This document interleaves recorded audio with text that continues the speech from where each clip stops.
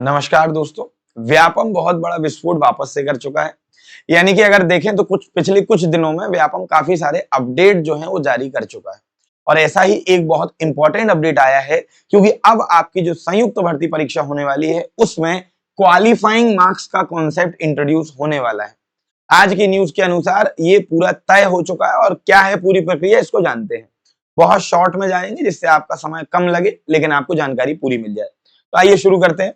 यहाँ पर एमपीजी के आपको पता होगा जो संयुक्त अभ्यर्था परीक्षा होने वाली है, जो कि सभी पेपर्स के लिए अभी कॉमन टेस्ट होगा मध्य प्रदेश में, उसमें एमपीजी को बहुत बड़ा वेटेज दिया गया है। देखा जाए तो एक पूरा सेक्शन जो है 25 नंबर का वो एमपीजी के लिए है, यानी कि 25 प्रश्न होंगे 25 नंबर के। अब उन 25 प्रश्नों में से आपको न्यूनतम अंक लाने होंगे, अदरवाइज आप एग्जाम से बाहर हो जाएंगे। कोई फर्क नहीं पड़ता आपने जीके जीएस के 25 मार्क्स वाले सेक्शन में से कितने नंबर लाए हैं। ओवरऑल आपके अदर जो सेक्शंस है, हिंदी का है और अदर जो कंप्यूटर और मैथ्स वाला है, वो कुल मिला के कितने नंबर कौन से सेक्शन में लेके आ रहा है कोई मतलब नहीं पड़ता। अगर तुम एमपीजीके में न्यूनतम अंक नहीं ला पाए तो तुम परीक्षा से बाहर कर दिए जाओगे। आइए समझते हैं इसको। ये कुल मिला के मध्य प्रदेश के उम्मीदवारों को लाभ पहुंचाने की दृष्टि से किया गया है, जो कि मध्य प्रदेश के उम्मीदवारों के लिए खुशी की बात है। कहीं ना कहीं देखा जाए तो जो दूसरे राज्यों के व्यक्ति होंगे उनके लिए कहीं ना कहीं इससे थोड़ा सा सेटबैक देखने को मिलेगा, उनका थोड़ा सा दिमाग खराब इसमें होगा, जो कि जाहिर सी बात है होगा। पर हाँ, एमपी के बच्चे जो होंगे उनको इससे लाभ पहुंचेगा। अगर अपन बात करें तो एमपीजीके में न्यूनतम अंक लाना अनिवार्य होगा। अगर निर्धारित अंक नहीं ला पाए तो अभ्यर्थी परीक्षा से बाहर होगा। अन्य विषयों में उनके कितने भी अच्छे मार्क्स क्यों ना हो, अगर एमपीजीके में न्यूनतम नहीं है तो बाहर। आगे बढ़ते हैं। जो सामान्य कैटेगरी के लोग होंगे यानी कि जनरल कैंडिडेट जो होंगे, उन्हें 25 अंकों में से 10 अंक प्राप्त करना अनिवार्य होगा। याद करना इस बात को, 10 अंक तुम्हें लाने अगर तुम जनरल कैंडिडेट हो।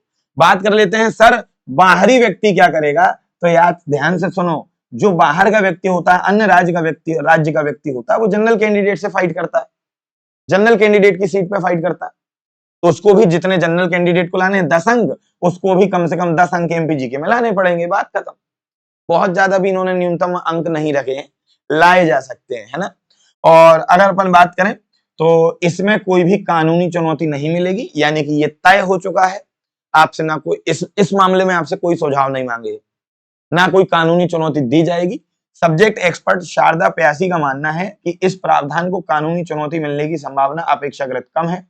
उनका तर्क है कि यह व्यवस्था आरक्षण या निवास आधारित पात्रता से नहीं है, बल्कि परीक्षा के सिलेबस और मूल्यांकन पद्धति से जुड़ी हुई है। तो कहीं ना कहीं इस पर कोई भी व्यक्ति कानूनी चुनौती नहीं दे पाएगा, क्योंकि ये सिलेबस का मामला है। सिलेबस पूरी तरीके से आयोग के हाथ में होता है कि वो किस सिलेबस के आधार पर पेपर आपका लेना चाहते हैं। तो उम्मीद है आपको ये बात समझ में आ गई होगी। और SC ST OBC और जो आरक्षण वर्ग के लोग हैं उनको किस प्रकार से नंबर लाने हैं, तो ध्यान से सुनिए। आपको 8 अंक कम से कम इसमें लाने होंगे, यानी कि 25 नंबर का एमपीजीके आएगा, 25 प्रश्न होंगे, उनमें से 8 प्रश्नों के सही उत्तर आपको देने होंगे।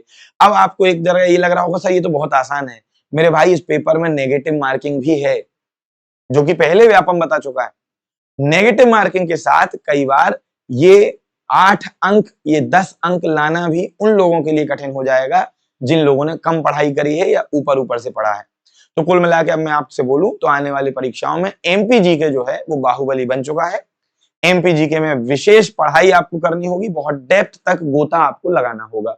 उम्मीद है आपको जानकारी समझ में आ गई होगी। अब बात कर लेते हैं यश खरे जीएस की, कि यश खरे जीएस एमपीजीके में किस प्रकार से आपके साथ है।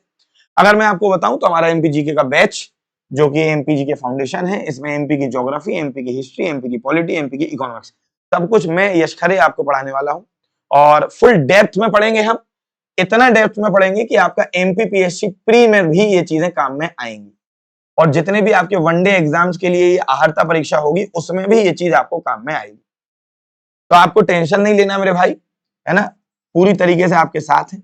इवन अगर आपको बताऊं तो जो आपका जीएस वाला सेक्शन है, जिसमें हिस्ट्री, पॉलिटी, ज्योग्राफी, इकोनॉमिक्स सब कुछ आपको देखने को मिलने वाला है, सभी चीजों में हम आपके साथ में रहेंगे। अगर मैं आपको बोलूं तो ये हमारा जीएस परमाणु बैच है, जिसमें हिस्ट्री, पॉलिटी, ज्योग्राफी, इकोनॉमिक्स सब कुछ मैं आपको पढ़ा रहा हूं। इस अकेले एक बैच से आपका एसएससी, व्यापम और रेलवे सब कुछ जीएस पूरा कंप्लीट हो जाएगा। अगर आप चाहें कि आपको हिस्ट्री अकेला पढ़ना है, आपको पॉलिटी अकेला पढ़ना है, आपको इकोनॉमिक्स अकेला पढ़ना है, तो आप सभी सब्जेक्ट को सिंगल भी परचेज कर सकते हैं, जो भी सब्जेक्ट आपका पढ़ने का मन हो। उम्मीद है आपको यशकरी जीएस के बैचेस के बारे में जानकारी समझ में आ गई है। यहाँ पर जो आज अपडेट आया है इसके बारे में जानकारी समझ में आ गई है और हर तरीके से आपके साथ है, आपको टेंशन लेने की जरूरत नहीं है। जो भी सिलेबस में बदलाव देखने को मिलेगा, जी तोड़ मेहनत करेंगे और कहीं ना कहीं आपको आपके सिलेक्शन के निकट पहुंचाने का काम करेंगे। अब आप सभी से मुलाकात करेंगे हमारी लाइव क्लासेस में, जो यूट्यूब पर ऑलरेडी होती हैं डेली, और अदरवाइज इसी प्रकार की किसी वीडियो में। सभी से मिलते हैं नेक्स्ट क्लास में। धन्यवाद।